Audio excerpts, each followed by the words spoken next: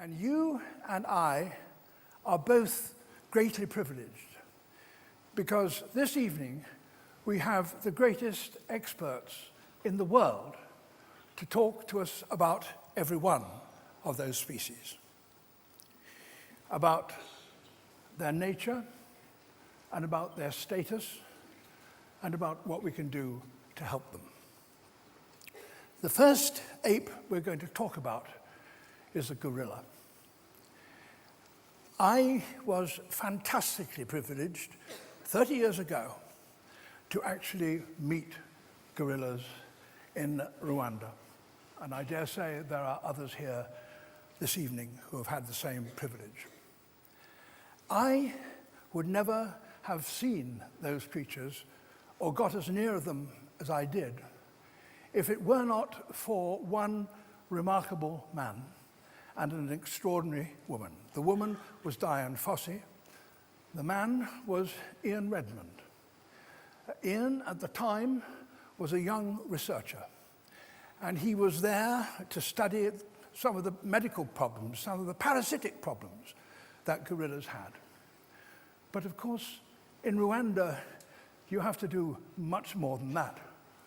You can't just turn up and say, I'm interested in medical problems of gorillas. You do everything.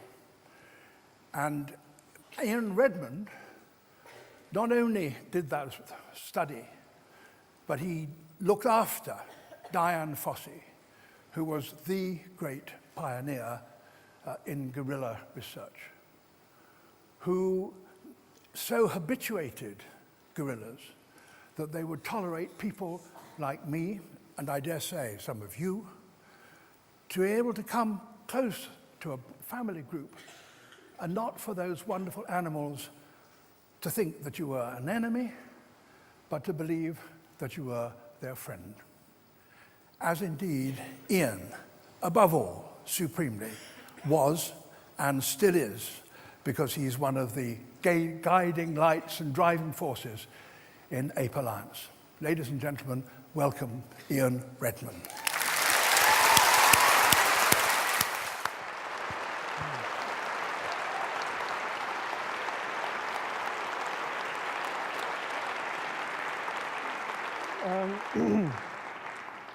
Thank you, David. I do remember well those first occasions when we met.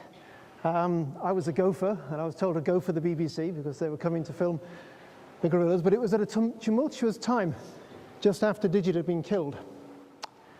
But I want to bring us a little further towards today. How many of you here, and we've got some up in the gods and some halfway down and some down on earth, how many of you here were in the Westminster Central Hall 10 years ago when we had the first Great Ape event? Just a quick show of hands, because I'd like to know.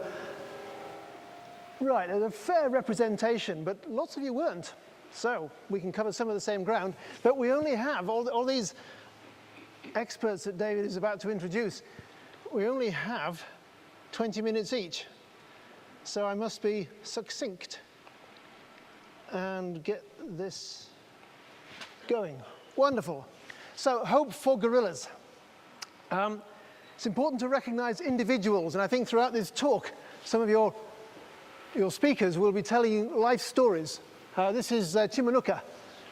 You can sponsor him and his family through the Born Free Foundation. He lives in Kahuzi-Biega National Park, and he is an eastern lowland gorilla. And now, gorillas are now considered to be separate species, the eastern and the western. And in the east, you've got eastern lowland and mountain, and in the west, you've got western lowland and cross river.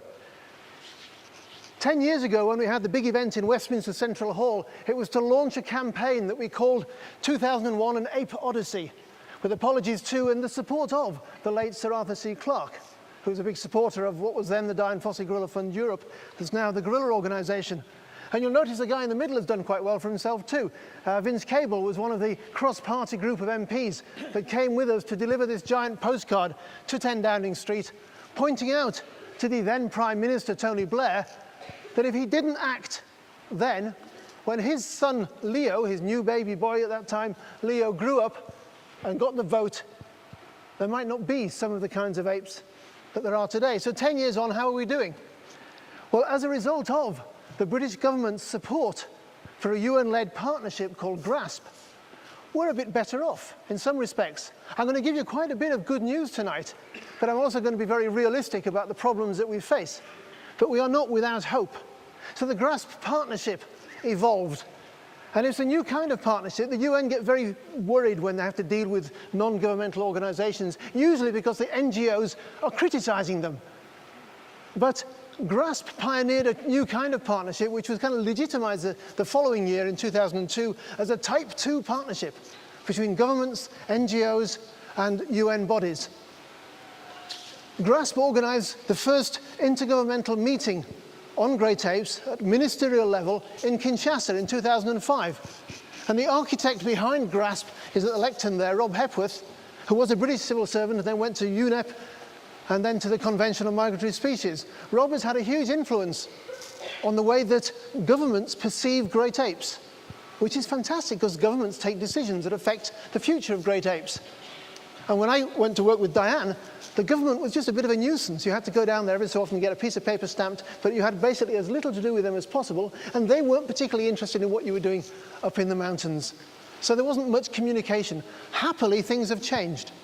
The Kinshasa Declaration that was agreed at that intergovernmental meeting in Kinshasa, in the Democratic Republic of Congo, had ministers standing up and saying that they recognize the importance of apes and signing a global strategy with an action plan to change things. Well, that was 5 years ago. Not that much has changed, but some things have. And one of the things that's changed is relevant to gorillas. Those earlier comments are obviously dealing with all the great apes, and we didn't, unfortunately, in GRASP, include gibbons. Tonight, the Ape Alliance isn't the Great Ape Alliance, it's all apes. So tonight we'll be talking about gibbons later, but specifically about gorillas.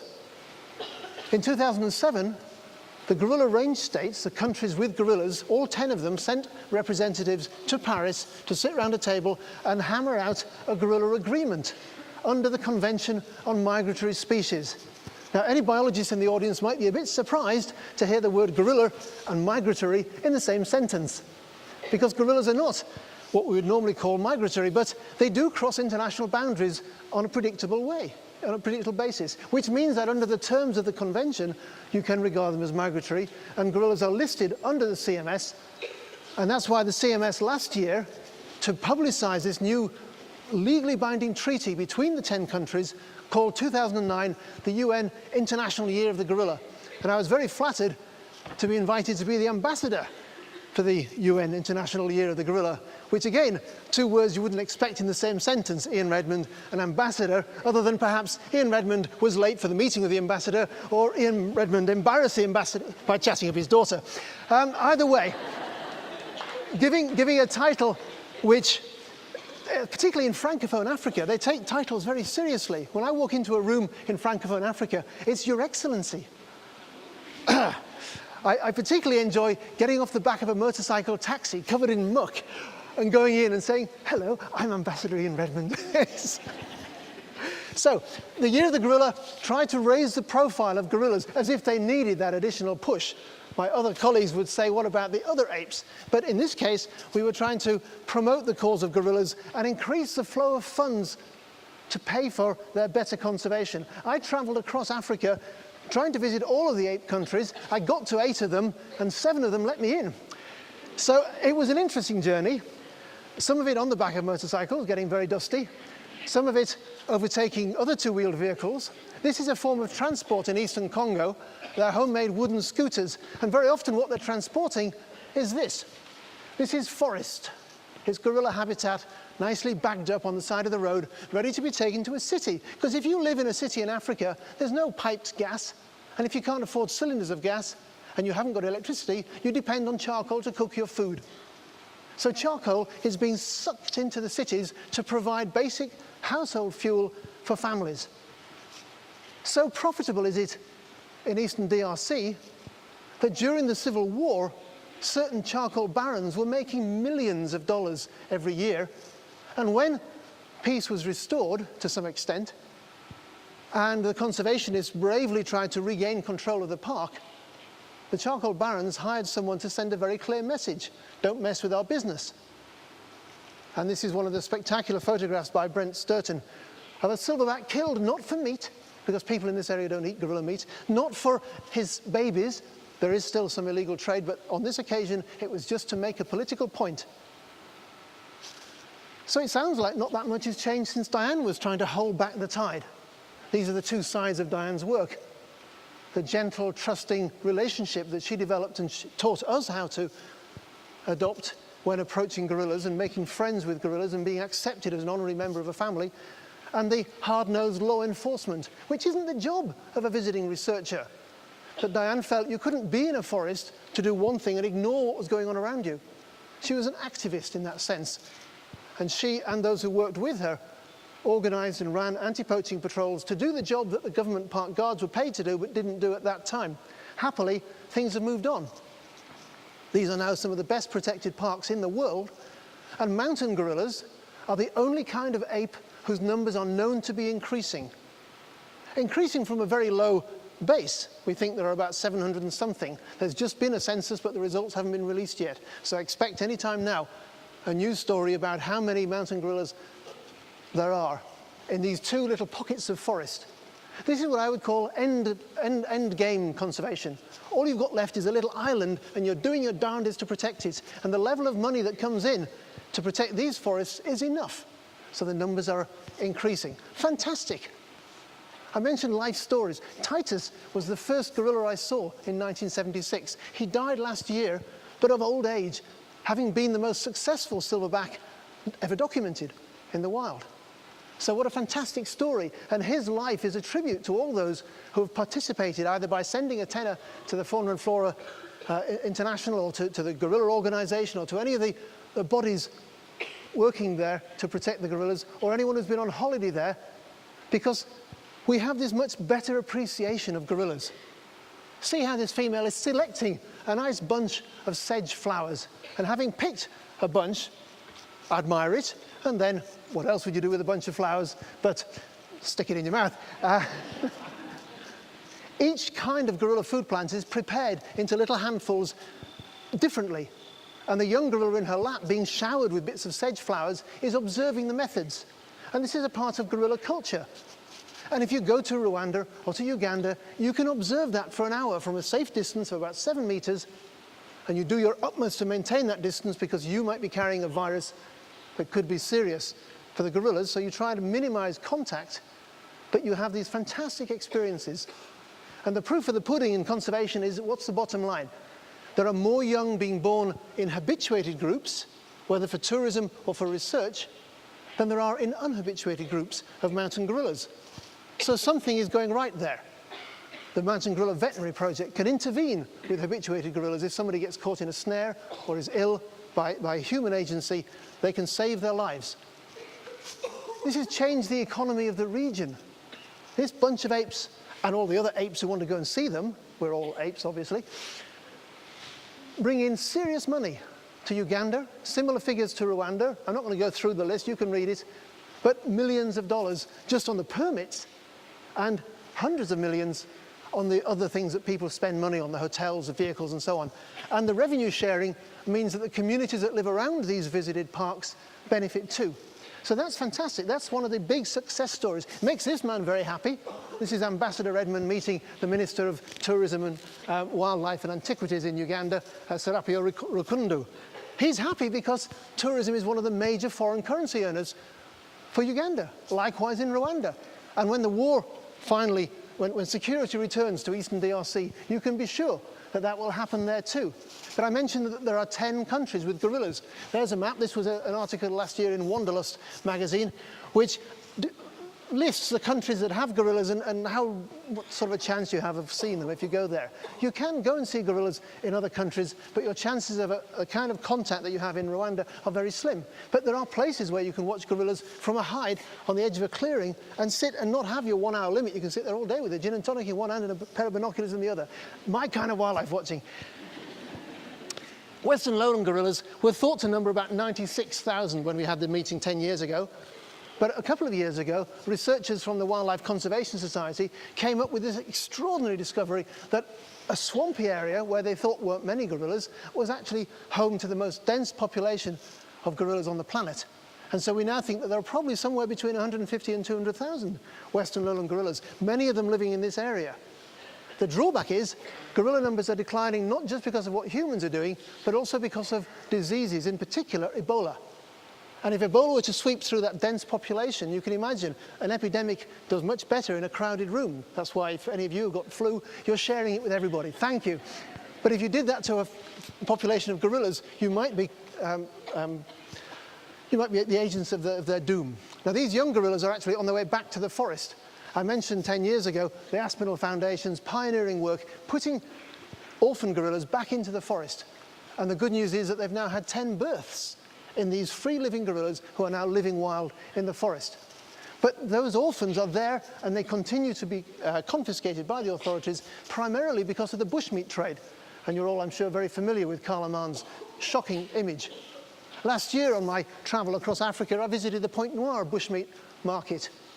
Walking through the stalls on the way in, I saw a big Jane Goodall Institute sign telling everyone the penalties for trading in gorilla meat or chimpanzee meat or elephant meat, endangered species. And I interviewed the traders and they said, sure, of course, we obey the law now. We don't sell endangered species, we just sell legal species. And days after I'd done that interview, the BBC reported on an undercover investigation that showed not far from that market and feeding that market, they estimated 2 gorillas a week were being killed. And it's not just for meat.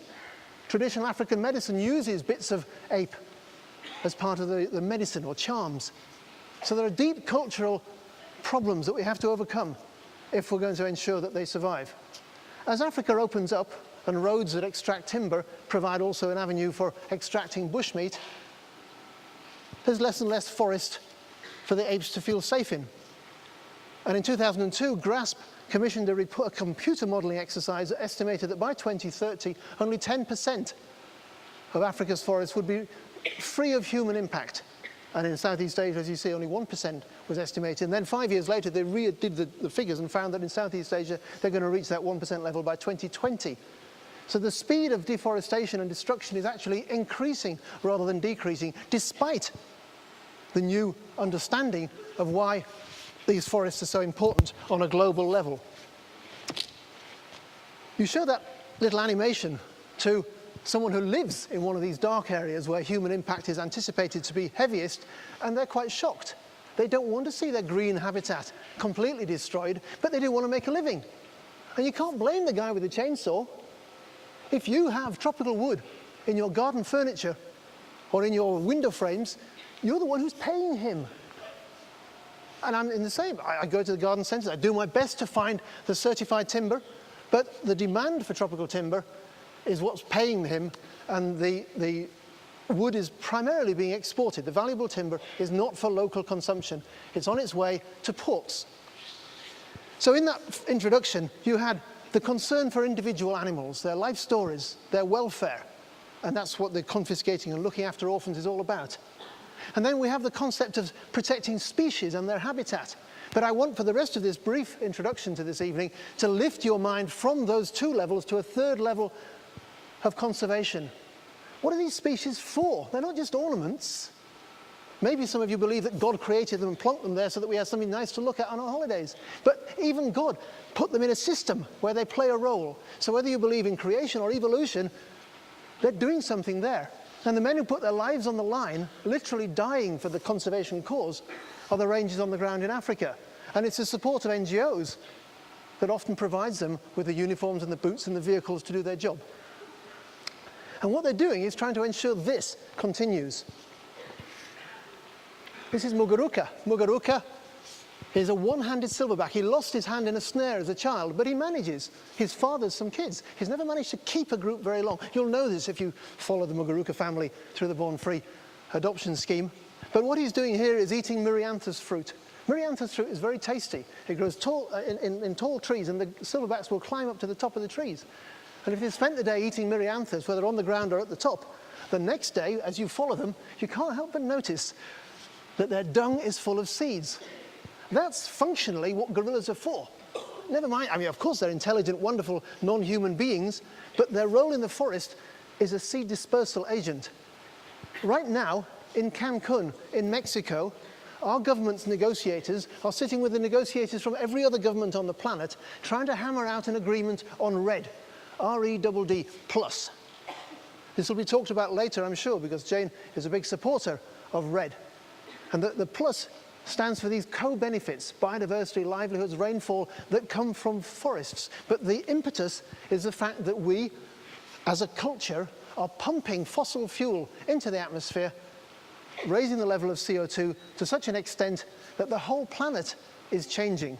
Some people don't believe it yet. They say, you know, the sky isn't falling, just sit down, it'll be all right in the end. But I'm not a climate scientist, but whenever I hear a climate scientist talk, they're more worried than we are. They see the data, they crunch the statistics. What you're looking at here is an animation of global weather patterns. This isn't a carbon, this is water. The white stuff is water vapor, the orange stuff is rainfall.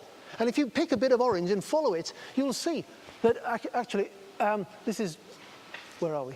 Let's see, Africa's over there. So you have to start with West Africa here, and you can see the orange moving westwards over the Atlantic. I didn't know that African rain fell in the Amazon basin, but it does. And then the Amazon rain pumps water up and sends it across the corn belt of the Midwest, sweeping across the Atlantic to Britain and Europe.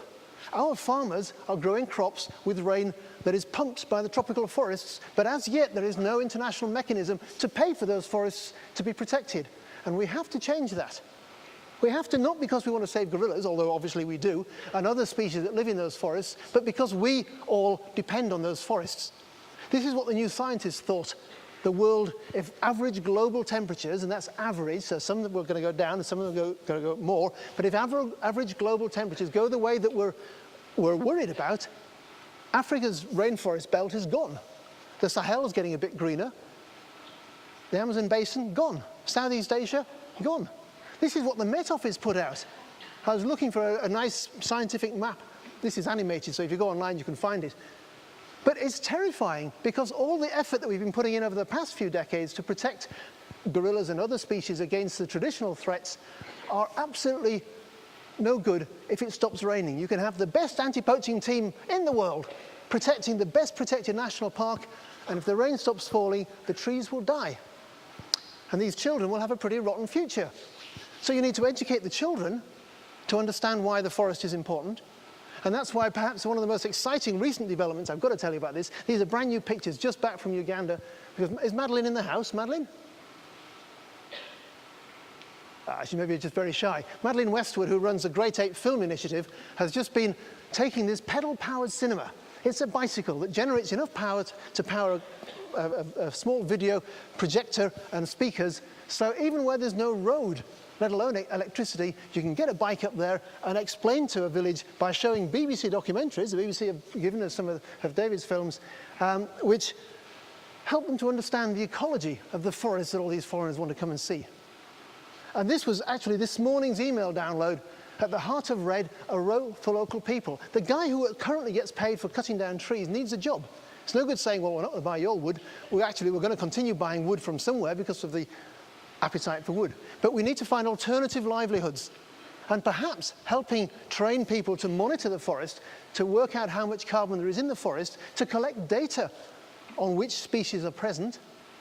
And we didn't have 10 years ago the Apes database, but the Max Planck Institute in Germany has set up this fantastic database where any researcher with georeference data can feed it in, and it's instantly available to decision makers in those countries. It's the sharing of data and the better understanding of the role of apes in forests that is going to change this whole thing. And if we get REDD right, we could be safe. If we get it wrong, things are going to go badly wrong. Why is that important? This is the closest I got to a cross-river gorilla. There are probably fewer than 300 cross-river gorillas left in the world. They live only on the borders of southeast Nigeria and southwest Cameroon. And I sat in a nest that was a few weeks old. And in that nest was gorilla dung. And the seeds were already sprouting. So for the Cross River National Park to survive into the future, whether it's as a carbon store, as a generator of rainfall, it needs those gorillas. There are no good wild photographs of cross-river gorillas yet. There's a challenge for any photographers in the house. Go and sit in a forest for a few months and see if you can get the first shots. But there is this wonderful painting, which you can bid on in the silent auction, because Daniel Taylor has donated one of these and one of his gorillas. Now, the big event that David alluded to 10 years ago was to launch that campaign. This one isn't to launch a campaign. It's still going on. We haven't stopped.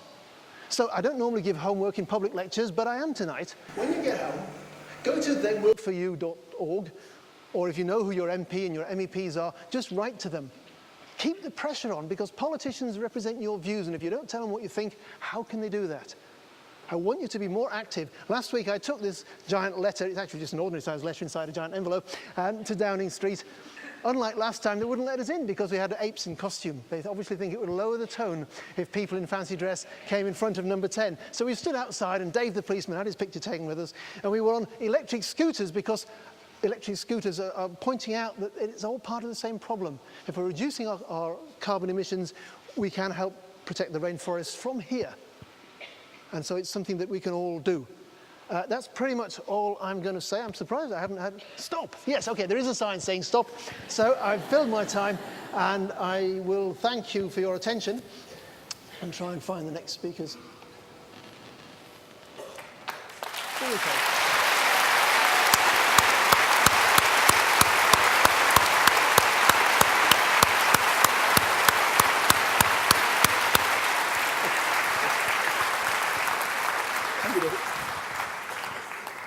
Thank you, Ian.